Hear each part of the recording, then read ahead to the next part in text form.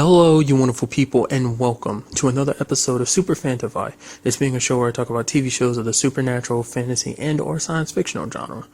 For today's episode, I'm going to talk about the season premiere of 12 Monkeys, as well as the latest episode of Bitten. So in 12 Monkeys, we pick up, I think it's been like maybe a couple months, maybe since the end of season 1. Ramsey and Cole still on the run from the 12 Army of the 12 Monkeys because they want Ramsey dead, because Ramsey doesn't serve any purpose anymore. Basically, he completed the cycle of, coming back in time and creating everything that would lead to what happens in the future. He was supposed to die, but Cole, because of meeting Cassie, as it kind of recaps at the beginning, which was kind of nice.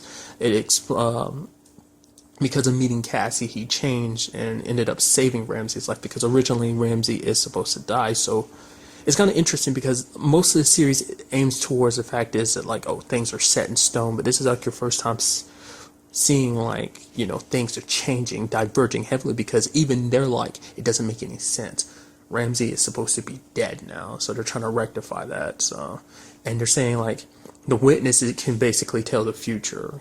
Whoever the witness is has a way to view the events of the future, but these events, because apparently they're supposed to die on that bridge that were at the beginning, because they were outnumbered, but it didn't go that way neither. It's like Cole keeps changing things.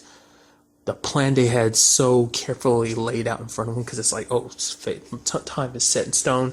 It's like it's not. Well, because they always treated time like a straight line, but it's much more complex than that. But it's very interesting because even though they are working together, it seems like they're still buddy and everything. They still are heavily divided on what they want. Cole's fighting for the past, Ramsey's fighting for the future. Cole's fighting, for all those billions of people that died because of the virus. Ramsey is fighting for his son who was born because the virus happened. So it's kind of nice to see that conflict isn't 100% gone. There was a point where they were getting a tracker out of Ramsey's neck, and they meet that guy. He ends up telling Ramsey, that Jennifer has the virus and that she's in New York. For a second, he didn't tell Cole. I was like, oh, crap. Because Cole was like, did he tell you anything? And Ramsey paused for a second. He's like, no, he didn't tell me. And I was like, oh, Ramsey, you bastard.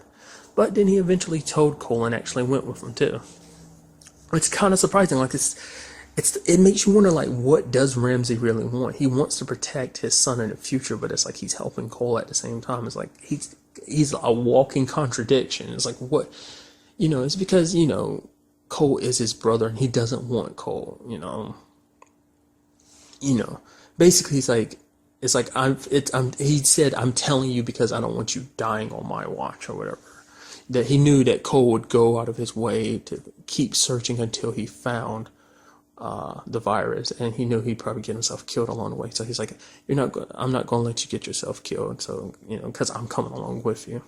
I love how they even start making jokes. He's like, kind of like, I have your back. He's like, kind of didn't have my back when you stabbed me in 1987. He's like, I did, didn't I? I got you good. And it's like, I love that they can actually joke about that. And in 2043, we have Cassie. She's been recovering. She's been there at that point in time. She had been there for a couple of days, I think. They said I don't know. So those 12, they're the adults. They're the babies you see at the end of the season 1's finale, grown up now. Essentially, they've been set on a mission to track down a machine and go to specific times. Jones doesn't know what times specifically they're being sent to because she's not allowed to know. The first one, Jones had kind of messed with the machine, and it ended up splintering only half of him, and then the other half of his body stayed, but it looks like the skin was ripped off, so you see his bones sitting on top of the underside of his flesh sitting in a chair. It looked pretty disgusting. But the guy that was working with them broke through, so they were able to start traveling through. They ended up overloading the machine and ended up causing it to explode and damage. It was damaged, but even with that happening, 6 of them still got inside the machine. So we're splintered off to a different time. Still don't know what that time is. one of my favorite parts was that little date that Jennifer had in this episode, where she was basically, why she set that up for herself, I don't know, but basically she was looking for someone to stop her, because that's what Jennifer is doing, because she's kind of a little cuckoo, she's a little crazy, and she can't bring herself to stop herself. She's kind of going along with what, people kind of put, in front of her. They're like, oh, you do this, you're meant to do this. Your father's, has basically set you on this path. This is what your dad has prepared you for your entire life. And, Cole even gets the opportunity to try and take her down to stop the virus from going off, but he can't do it because, he's not the same person he was. But Cassie shows up and is almost about to she's like, I gotta do this. It's like they're kind of happy to see each other, but she's like, move to the side so I can kill Jennifer, and Cole's kind of like, no, I can't. It's really interesting because it's something you kind of saw nearing the end of the previous season, is how she's turning more into Cole, because Cole said, that's something you shouldn't do. Don't end up like me. You don't want to be like me, because what was that thing he told Aaron? Oh, was that Aaron he told it? Yeah, Aaron. He told it to Aaron that there are two wolves inside of you and they're starved. One represents all the kind of like hate, suspicion, just kind of the more negative side of yourself, and the other side represents your kindness and trustingness. It's just like all the good sides of yourself. And what decides which wolf wins is whichever one you're feeding. So whichever side of yourself you give more to, whether it's the more negative side or more positive side. And he's like, Cassie is one of the good ones, but now it seems like she's becoming more like Cole, and it seems like Cole's becoming more like her. It seems like this season is setting it up so that they're kind of on opposite sides of things. Because it'd be very interesting, because all of season one was building that relationship, that teamwork between them, as well as them having feelings for each other. But now it seems like things are going to get complicated, because now they have difference of opinions about how to handle this whole situation. Because Cole's not as he's super reluctant to kill people now. I mean, the time comes he will, but it's like he's not as quick to pull the trigger. Like, I mean, if you compare this Cole to the Cole like in the first episode, drastically different person. Because saw what he did with Leland. And Leland, pow pow, one to the head, one to the chest, like it was nothing. Now he's like struggling to even like pull the trigger against Jennifer. So I really like this episode. I'm really curious to see where they take this season, because I'm wondering will we finally get to find out who the witness is, like, and how, because it obviously has to be someone, who has some connection to the future, who the witness is, but I don't know. Maybe, I feel like there'll probably be some twists and turns with that, but I'm curious to see what they do this season. Now, moving on to this week's episode of Bitten, where we have Jeremy caught by Roman, of course. I was under the impression, like, it turns out it wasn't Constantine that sold him out. It's just Roman people found him. And Roman's literally sitting there the entire time. Essentially, what he wants to do is, well, he wants to kill Jeremy, obviously, but he wants to set up a situation where basically Jeremy, because of what Roman's been doing, he's been kind of like not taking his job as alpha seriously. He's kind of his job as an alpha are falling second to his need for revenge. So basically, remember, there's other packs that there's other wolves that serve him, but only because he pays them. He kind of pays for their loyalty. And then there are the other wolf packs, kind of like a council of wolves, kind of something like that. That basically Jeremy's like, if you eventually they're gonna come after you, because they'll know that you came into my territory and you've killed a lot of my people. Roman wants him to falsify a confession saying that him and Sasha were working together trying to kill Roman so that Sasha could take over the Russian pack, which isn't the case. Roman's just doing this so he can legitimize why he killed Jeremy. It was actually Constantine who gave him this idea. Mainly it was because Constantine was trying to give Jeremy more time, it was him trying to help out, try and buy Jeremy a little bit more time. All the while, Elena is, fully stepping up to be a alpha, and she's basically saying from the very beginning, because at the beginning we see her having a conversation with Paige, and Paige is kind of telling her that things don't have to be the way that they were before, like that she doesn't have to follow in the footsteps of the previous alphas. Like I said, because the premonition, Paige kind of brought it up, is like it's not literal. There, it could be kind of a metaphor for something else. Like I said, like I've suggested, her burning, the mansion burning down, could be a metaphor for her changing everything, which she does in this episode, because she's like, I'm no longer going to rule by kind of like either you serve me or you die. Basically, it's not your loyalty to me, it's my loyalty to you. You don't have to, like, if you decide to stand by me, I will be 100% loyal to you. Don't worry about being loyal to me. That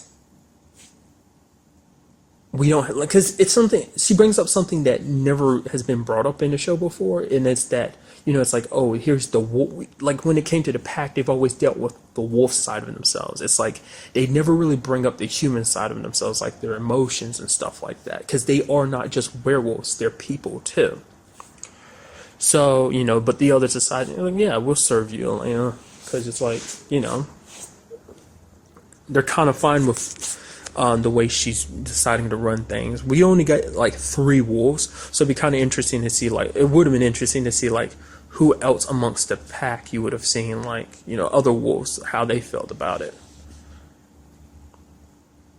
But what it ended up happening is Elena, and Sasha ended up getting captured by the albino, and he kind of basically tortured Elena, and Jeremy kind of had to watch. Even though Jeremy did a confession video that Roman wanted him to, and it's sad because it's like, I get why Roman's pissed. I mean, like, all of this is revenge for his daughter dying, but, and even Jeremy brings it up. It's like you already had the albino kill his daughter, so it's kind of even. Which it's kind of sad, because Alexei was super upset about that. It's like, he blames his dad, because it's like, if you had just done your job and protected us, none of this would have happened. If you hadn't even come here looking for Elena, none of this would have happened. That it was his fault, that he's done nothing about it, and because he did nothing about it, it's led to things being as bad as they are. And now Katya is gone, and she's never coming back. But it's like, you say, Sasha quote unquote killed your daughter, so now you've killed his daughter. Because, truth be told, it's not Sasha's fault. It's 100% Roman's fault. It's like he's blaming Sasha. It's like he's like treating Sasha as if Sasha's the one that strangled the life from her. It's like, no, that was you. But it's like those rules that they've lived by are so ingrained in them that it's like, it's Sasha's fault that I had to kill my own daughter, and I'll never see her again. Especially because Roman never had a relationship with his daughter. He even says that, like, the only amount of relationship he had with his daughter was the time he spent killing her, essentially. That's as close as he ever really got to his daughter over the years.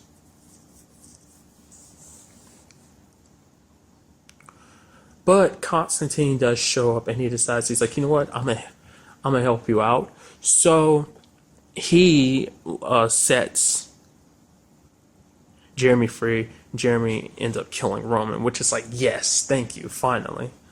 And then at the same time, while Elena's kind of being tortured, there was a moment where she kind of snaps away from her one of the belts that's holding her down, and then she stops screaming out in pain, and she kind of goes numb in the face, and just looks like the pain's not even hitting her anymore. It's like, what does that mean exactly? That seems like it's going to translate into something. I don't know. I felt like maybe it's like her kind of giving in more to her wolf side and not letting pain affect her. I don't know. Maybe I'm just reading too much into that. But Clay ended up showing up, and he ended up killing the albino, ripping into him. And then the episode ends off with Jeremy and Constantine back at the manor. Turns out Constantine is a lying sack of crap, because he is betraying Jeremy. He's like, oh, I brought you the man who killed your alpha. So it's like he set this whole situation up because the whole point was to kill Roman without, himself being implicated in anything that happens to Roman. Because if it's like, if the wolves suspect he had any part to play in Roman dying, they wouldn't serve him. So I'm guessing this is his way of getting around it, which is like, I'm pretty sure he got away scot-free. So it's like, not unless he wants to take over the American territory, and that's why he's aiming after Jeremy. I don't know. But I did sadly see that the next week's episode, is the series finale, not the season finale, which I guess that's why they took a week off last week, is because I guess they were going back to film it. Because, like, I don't know, I don't know whether they went into this third season knowing it was going to be the final season, or whether it's just because, well, it was kind of a last minute decision that, Sci-Fi was like, we're not going to renew it for a fourth season, which is kind of super sad because it's like, we didn't really, because, as you can tell, by the opening sequence, that this series is based on a series of books. And I've never really read too much into the books, what are called The Other World or Other Worlds. And I've looked into them a little while back, probably around the time of season 2. Apparently, in the series we've only dealt with witches. They're the only other supernatural group that's been involved. First season dealt with wolves. Like I said, season 2 dealt with witches, a little bit with wolves as well. And season 3's been mainly about wolves. But apparently there are many other supernatural creatures in the Bitten universe. We just sadly never got a chance to see them. So, like I said, I don't know what the decision was, whether this was a decision they went into this season knowing it was going to be the last, or whether they, it was kind of like a last minute decision by Sci-Fi. I kind of feel like it might be the latter, just because I don't know. Maybe not, I don't know. Either way, I'm going to be kind of sad to see this series end, because I was literally looking forward to it, because I was like, oh yeah, it's season finale, then it says series finale. I'm like, what? Really? That's kind of like crappy, but it'd be kind of interesting to see how they decide to like end this series. But that's really all I want to talk about in this episode. Till the next time we meet, be happy, be safe, live life to the fullest, and enjoy it. Good day and goodbye.